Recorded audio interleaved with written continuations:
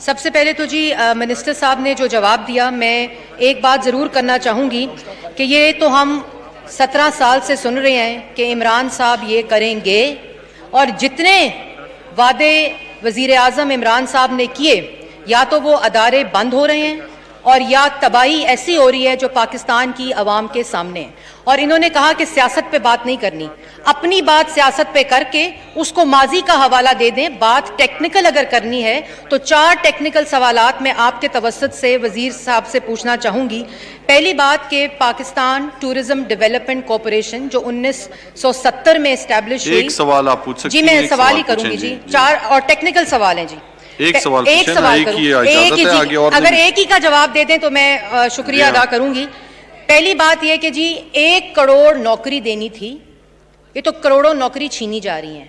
50 لاکھ گھر دینے تھے، 50 لاکھ گھروں کا چولہا بند ہو رہا ہے۔ پی ٹی ڈی سی کے 600 ملازمین میں سے راتوں رات ایک نوٹیفیکیشن نکال کے آپ ان کو کہتے ہیں صبح نوکریوں پہ نہ آئیں۔ کووڈ-19 کو اپنی خوش قسمتی نہ سمجھیں، اور یہ جو 450 ملازمین کو نوکریوں سے نکالا ہے، ان کو پاکستان کا قانون اور آئین ان کی نوکریوں کو تحفظ دیتا ہے۔ پاکستان میں جمہوری حکومت ہے، یہ اس کے انڈیکیٹرز ڈیفرنٹ ضرور ہیں۔ آمریت نہیں ہے کہ فاشزم کی طرح آپ ایک نوٹیفیکیشن نکالیں اور 450 ملازمین کو کہیں کہ صبح آپ نوکریوں پہ نہ آئیں۔ اس کے لیے کیا پروسیس فالو کیا گیا؟ اور وزیر صاحب کو ٹیکنیکل بات یہ پتہ ہونی چاہیے۔ جی جناب علی محمد خان صاحب، جی علی محمد خان صاحب، سوال ہو گیا آپ کا؟ جی جی علی محمد خان صاحب۔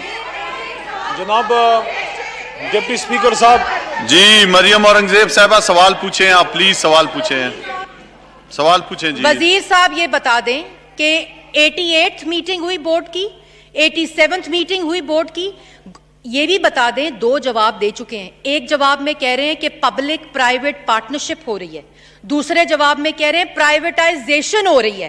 یہ دونوں مختلف چیزیں ہوتی ہیں۔ امپلائیز کو اگر آپ نے گولڈن ہینڈ شیک دینا ہے، ان کو اس میں انگیج کریں، اس کا کیا ریفارم ایجنڈا ہے، اس کا کیا پورا جو بزنس پلان ہے وہ آپ کی سربراہی میں اسپیکر صاحب نے اس کو ٹیک اپ کیا تھا، اس کی سربراہی میں پارلیمنٹری کمیٹی کیبنٹ کو پورا بزنس پلان پیش ہو، اور پی ٹی ڈی سی کو بٹھا کر وزیر اعظم ٹورزم کو پاکستان میں اٹھا نہیں سکتے۔ یہ بات پتہ ہونی چاہیے وزیر اعظم کو۔ اور ان 450 ملازمین کے جو ملازمت کے جو حقوق ہیں اس کو یہ پارلیمان پامال نہیں ہونے دے گی، اور آپ اپنے توسط سے ان کو ڈائریکشن دیں کہ کیبنٹ کمیٹی میں جہاں یہ پی ٹی ڈی سی فال کرتا ہے اس پورے پروسیس کو لے کر آئیں اور پارلیمان میں پیش کریں۔ اور پبلک پرائیویٹ پارٹنرشپ میں ہم نے اس ملک میں صرف چینی چوری ہوتے دیکھی ہے 2 سال میں، پیٹرول چوری ہوتے دیکھا ہے۔ علی محمد خان صاحب، جی میں سمجھتا ہوں کہ ٹورزم کی جتنی خدمت محترمہ کی جماعت نے اور خاص کر میاں نواز شریف صاحب نے کی ہے اور کر رہے ہیں، اس کی تو دنیا میں مثال نہیں ملتی، کیونکہ پوری دنیا پوچھ رہی ہے۔ میں نے تو نہیں کہا کہ سیاست نہ کرے، میں نے کہا ایک ٹیکنیکل سوال آپ نے کیا، ٹیکنیکل جواب دوں گا۔ سیاست کریں گے تو سیاست میں ہی جواب ملے گا۔ دنیا پوچھ رہی ہے کہ یہ ایک ملک کا 3 بار کا سابق وزیر اعظم ٹورزم کرنے لندن آیا ہوا ہے اور کافی عرصے سے وہاں پہ ہے، تو پوری دنیا میں ٹورزم کی سب سے بڑی خدمت تو میاں صاحب، میری بہن، آپ کے لیڈر خود کر رہے ہیں۔ اور جہاں تک اداروں کی بات آپ نے کی ہے، میں یہاں پہ چیلنج کرنا چاہتا ہوں اپنی چھوٹی بہن کو کہ آپ کے لیڈر نے 3 بار اس ملک میں وزارت عظمیٰ گزاری ہے، تو آپ نے اداروں کی بات ہم سے کی ہے۔ میرا سوال آپ شور نہ کریں، مہربانی فرمائیں۔ میں آپ سے جو سوال کروں گا آپ کے پاس جواب ہوگا تو دے دیں گے، نہیں ہوگا تو مراد سعید آ جائے گا اور آپ لوگ واک آؤٹ کر لیں گے۔ سوال میرا یہ ہے، میاں نواز شریف صاحب 3 بار آپ پاکستان کے وزیر اعظم رہے، ایک ادارہ بنا دیں، ایک ادارہ آپ بتا سکتے ہیں جس کو آپ نے وارڈ لیول کا بنایا ہو؟ آپ کا اپنا کاروبار تو ترقی کرتا رہا، آپ کا اپنا کاروبار تو دن دگنی رات چوگنی ترقی کرتا رہا۔ سن 85 میں جب آپ کا لیڈر وزیر اعلیٰ بنا، اس وقت اس کی فیکٹریاں کتنی تھی اور آج اس کی فیکٹریاں کتنی ہیں؟ کیا پاکستان ریلوے کو ہم نے تباہ کیا؟ کیا پی آئی اے میں 2 نمبر لوگوں کو غلام سرور خان نے بھرتی کیا؟ کیا پاکستان سٹیل مل کو عمران خان نے تباہ و برباد کیا؟ اور وہ کس کی حکومت تھی جو کہتی تھی کہ پی آئی اے لے لو اور سٹیل مل بھی ساتھ میں لے لو؟ جہاں تک ٹورزم کی بات ہے، میں ان کو یقین دلانا چاہتا ہوں کہ جتنا آپ کی حکومتوں میں ٹورزم کے لیے ہوا ہے انشاءاللہ اس سے 100 گنا زیادہ ہوگا۔ جہاں تک ہوٹلز کی بات ہے، اگر آپ کو پرائیویٹائزیشن پالیسی پہ اعتراض ہے تو اپوزیشن میں آپ کے دوست وہاں پیپلز پارٹی کے بیٹھے، وہ ہمیشہ اینٹائی پرائیویٹائزیشن رہے ہیں، اگر نہیں ہیں تو نوید قمر صاحب بتا دیں، یا تو پھر یہاں پہ پرائیویٹائزیشن پہ جس طرح ابھی ایگریکلچر پہ ڈیبیٹ ہو رہی ہے، پرائیویٹائزیشن پہ ڈیبیٹ کر لیتے ہیں، پہلے آپس میں آپ فیصلہ کر لیں کہ کیا پیپلز پارٹی اس پوائنٹ پہ ان کو سپورٹ کرنے کے لیے تیار ہے۔ میں ہی سمجھتا ہوں ہماری حکومت یہ سمجھتی ہے، ہماری پالیسی یہ ہے کہ پرائیویٹ بزنسز کرنا، بزنس انٹرپرینیورز کو رن کرنا، ہوٹلنگ بزنس کو رن کرنا، ان چیزوں سے حکومتوں کا کوئی کام نہیں ہوتا۔ حکومت ایڈمنسٹریشن چلاتی ہے اور ان چیزوں کو عوام کو کرنے دیا جاتا ہے جو ایک perfect profit earning business model جو ہے باقی کنٹریز میں ہے، ان ملکوں میں جہاں آپ کے لیڈران ٹورزم کرنے جاتے ہیں، تو وہ اگر یہاں پہ ہم امپلیمنٹ کر دیں، تو اگر ہم یہاں آپ کو اچھے اسپتال بنا دیں جہاں آپ کے لیڈران کی علاج ہو سکے تو ٹورزم کرنے ان کو نہ جانا پڑے، اگر ہم یہاں پہ آپ کو اچھی ریلوے بنا کے دے دیں جہاں غریب کا بچہ بھی ٹریول کر سکے، اگر ہم یہاں پہ آپ کو اچھا سٹیل مل مضبوط کر کے دے دیں جہاں پہ پاکستان کے صرف اتفاق سٹیل مل تو نہیں ہے، تو انشاءاللہ آپ تسلی رکھیں، ٹورزم کو انشاءاللہ سپورٹ کریں گے۔ جی جناب عباد اللہ خان صاحب۔